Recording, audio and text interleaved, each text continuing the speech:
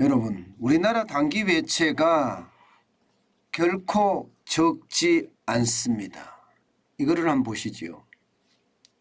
2022년 3분기 현재 보면 말입니다. 전체 단기 외채는 41%예요. 결코 낮은 수치가 아니죠. 이 단기 외채라는 게 뭐 경제 위기가 닥치면 갚아라 이렇게 성화가 일어나는 외채들을 말하는데 우리 경제의 아킬레스건이 될 수도 있습니다. 정부는 문재인 정부 때부터 외환위기 없다 이렇게 이야기하지만 단기 외채 비중을 보면 굉장히 높습니다. 거의 역대급입니다. 지난 2022년 2분기보다는 낮지만 3분기에도 여전히 높다는 사실이에요.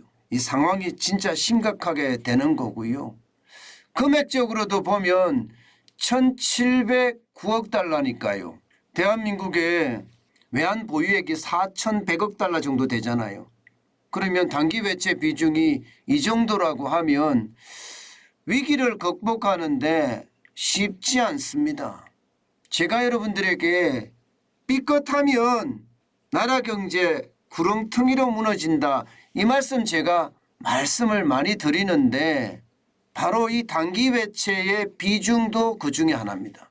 살얼음판을 걸어가는 나라 경제라고 말할 수가 있어요.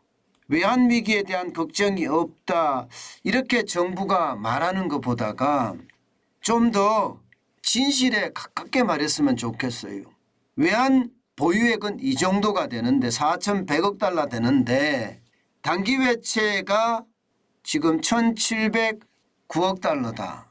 비중이 41%다. 위기의 징후가 충분히 있을 수 있다. 저는 이렇게 말을 해야 한다고 생각합니다. 물론 정부는 경제에 대해서 긍정적으로 이야기하고 부정적으로 이야기하면 안 된다는 것, 그것은 경제가 심리이기 때문에 어쩔 수 없는 상태지만 드러나는 수치를 아니다 이야기하는 것은요, 아버지를 아버지로 부르지 못하는 것과 진배 없다고 생각합니다. 때문에 현상에 대한 것을 정확히 국민들이 알 필요가 있다는 거예요. 옛날처럼 밀실에서 그야말로 짜집기 하다가 위기를 맞는 그런 사태가 없었으면 합니다. 글로벌 금융위기 때도 또 IMF 외환위기 때도 위기 안 온다고 했거든요. 결론적으로는 위기가 왔잖아요. 그래서 국민들의 고통이 굉장히 컸거든요. 경제에 대한 어떤 정확한 진단을 저는 정부에서 갖고 있었으면 좋겠습니다. 그래서 국민들이 좀 더 사실에 다가가게끔 만들어주면 위기에 대한 대응력도 그만큼 더 생기지 않을까. 저는 그렇게 생각합니다.